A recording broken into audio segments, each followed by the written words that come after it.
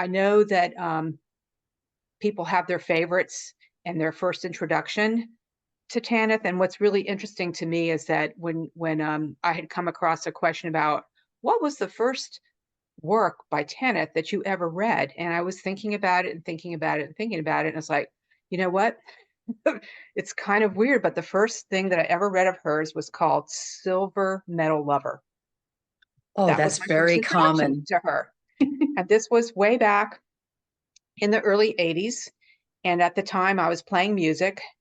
And although I was older than her main character, I still related to that whole relationship. And of course, I think about that book now and how pressing it is because of what we're kind of facing with artificial intelligence in the future. But I just loved that book so much, and I was just fascinated by it, and I'd never read anything like it before. And so that was my first introduction to Tanith. Although I know that that's probably not one of the main things that she's known for.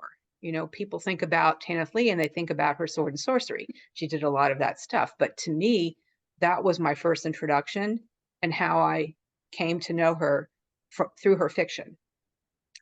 I will say that myself included, there's actually quite a few people who first came through the Silver Medal Lover. Really? That's great. Yes, yeah, yeah, yeah. It's one of those things where I think every area of Tanith, whether it's like the sword and sorcery or the weird fiction or whatever it is, it's like this is the Tanith, and it's like I think there's a lot of entry points that many people followed, you know?